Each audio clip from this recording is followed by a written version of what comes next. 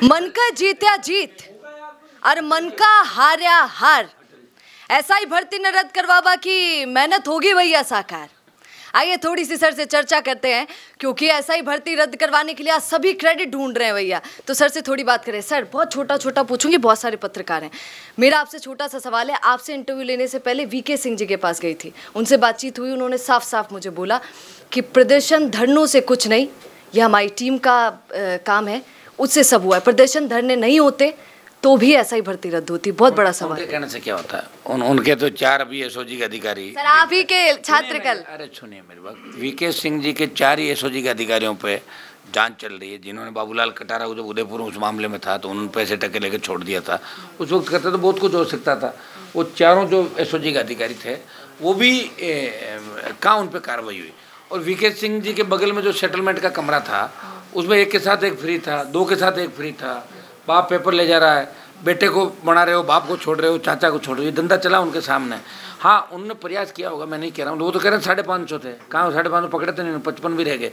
देखिए खाली एसओजी कौन पूछता है? ये लोकतंत्र है भाई। एसओजी भी सरकार के अंडर में ही काम करती है।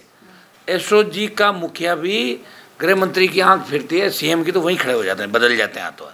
लोकतंत्र में सरकारें सब कुछ होती है। और जब ये धरने प्रदर्शन आंदोलन हुए तो जो बात बंद हो गई थी कि अब कुछ नहीं होने वाला, वो वापस उठी कि एसआई भर्ती को लेकर क्या होगा। ये राष्ट्रीय लोकतांत्रिक पार्टी के 127 दिन के संघर्ष का ही परिणाम है कि हाईकोर्ट ने भी देखा कि किस तरह की रील चल रही है, किस तरह सोशल मीडिया पे बात आ रही है, किस तरह जो सरकार ने जो अभ्यर्थी थे उनको चयनित उनकी भी रैली निकलवाई। वहाँ पे मेरे पे गंभीर आरोप लगाए कि क्यों सर मार गए, इसलिए ये तो ऐसे करा भर्ती रद्द। जबकि भर्ती रद्द के लिए मैंने आंदोलन में इसलिए आया था कि बच्चे आके बोले कि अब हमारा कोई नहीं है। तो मैंने कहा कोई नहीं, तो मैं कि चलो, बोले सब थक गए, डॉक्टर साहब थक गए, वो थक गए, ये थक गए। तब मैंने बीड़ा उठाया और 127 दिन के अंदर सरकार भी बैकफुट पाई। सरकार ने दोबारा तो लिख दिया था भर्ती रद्द नहीं होगी, और पहले कहा भर्ती रद्द होगी। इसी एसओजी ने कहा, पीएचक्यू ने कहा, उप समिति ने कहा, और आपके जो इनका AAG उसने कहा। लेकिन फिर जब आसपास के मंत्रियों पर आरोप लगे और मंत्रियों की बात आई और अधिकारियों की आई तो भजन लाल जी खुद दबाव में आ गए। उन्होंने कह दिया भर्ती रद्द मत कराओ, क्रेडिट तो आरएलपी को जा रहा है। जिस तरह की बात चली लिख के दे दिया भर्ती हम रद्द नहीं करेंगे। तो हाईकोर्ट ने भर्ती रद्द करी। तो हाईकोर्ट पे विश्वास बढ़ा, नहीं उनको क्रेडिट जाएगा। लेकिन हाईकोर्ट ने भी जब करी जब चारों तरफ आग लगी हुई थी देश के अंदर, और बड़ी आग लगने वाली थी कि 1 लाख जवान दिल्ली को घेरने वाले थे, पता था नहीं तो सुप्रीम कोर्ट जाएगा। अब भी सरकार, भजनलाल जी बोले हैं कि डीबी में नहीं जाएंगे, क्यों नहीं बोल रहे हैं?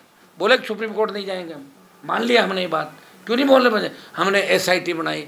अब किसी ने लिख के दे दिया एसआईटी को सीआईटी भी बोल सकते हैं, उनका क्या?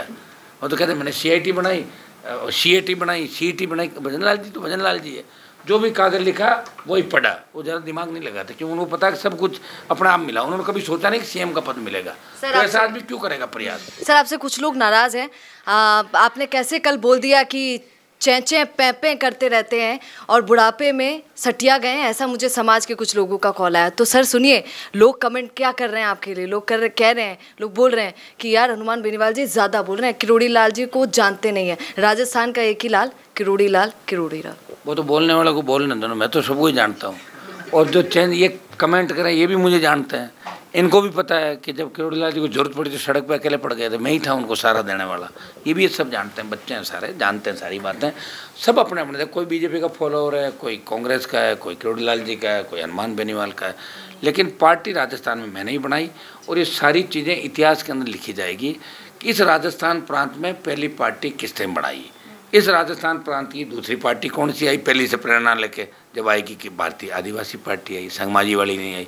इस राजस्थान प्रांत में पहले किन के नारे लगते थे, कहाँ से लोग टिकट लाते थे, दिल्ली, यूपी, हरियाणा से।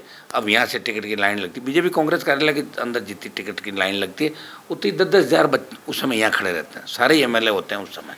तो हमारे यहाँ पे संसाधन नहीं थे, साधन नहीं थे। हम बताते थे 28 के अंदर हम आपको बता देंगे कि किस तरह दोनों पार्टियों का तोड़ निकाल के इनको घर बिठा के एक नया नेतृत्व राजस्थान को मिलेगा। राष्ट्रीय लोकतांत्रिक पार्टी के रूप में जो सबसे लड़ाकों के रूप में राजस्थान के अंदर आए, वो हर वर्ग जाति की लड़ाई लड़ रहे हैं। प्रयास करें हम लोग, हम किसी एक उसके भी नहीं हैं।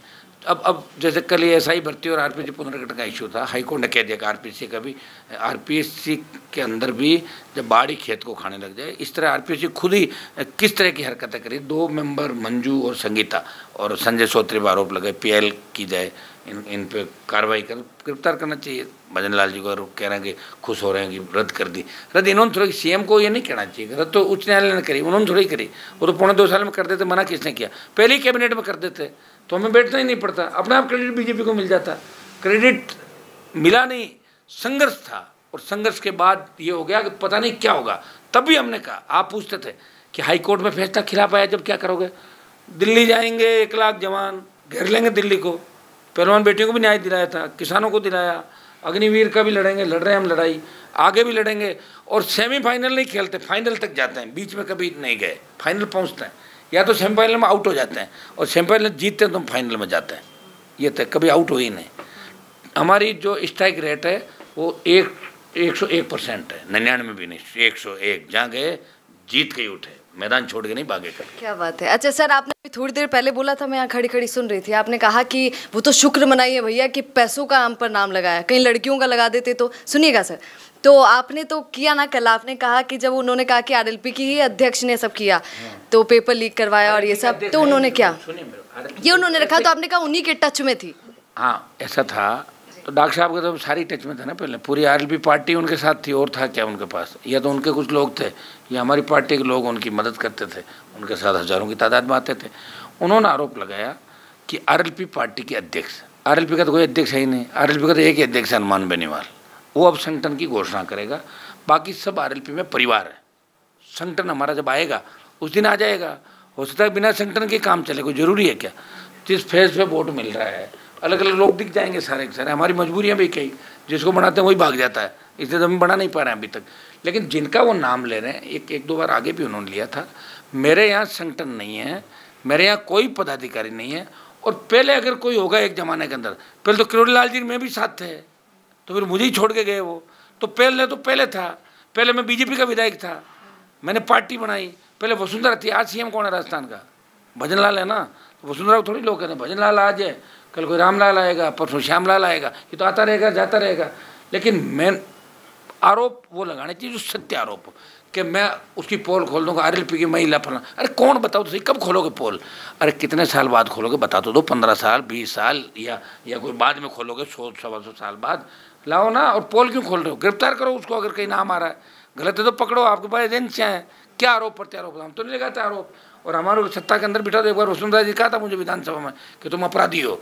मैंने कहा अपराधी हो तो मुझे गिरफ्तार करो, और नहीं करती हो तो मुझे वहाँ उस कुर्सी बिठा और तुम आओ एमएलए वाले में, यही से पकड़ता हूँ मैंने विधानसभा के अंदर से। ये तो दम होना चाहिए ना कहने वालों पे। हमारे अंदर दम है तभी तो लड़ रहे हैं, और दम है इसलिए लोगों को तकलीफ है कि इसमें दम क्यों है। ये भी चोर उच्चका लुच्चा लफंगा दूसरे नेताओं की तरह क्यों नहीं बन रहा है? ये भी आ जाए तो सारे चोर चोर मोसेरे भाई, और फिर सबका झगड़ा समाप्त। तो तेरा माल खा, मैं मेरा खाऊं, तो ये कर वो कर। वो लूट खसोट के माल की जब लड़ाई होती है ना, वो लड़ाइयाँ सब लोगों के अंदर है, वो मैं नहीं कर सकता। तो देखा आपने, चर्चा का विषय ऐसा ही भर्ती था और बात पूरी हो गई है। सर ने क्या कहा वो भी आपने सुन लिया है। पर आप बने रहिएगा द फैक्ट इंडिया के साथ, क्योंकि याद रखिए ये फैक्ट्स पर बात करता है भैया। नमस्कार।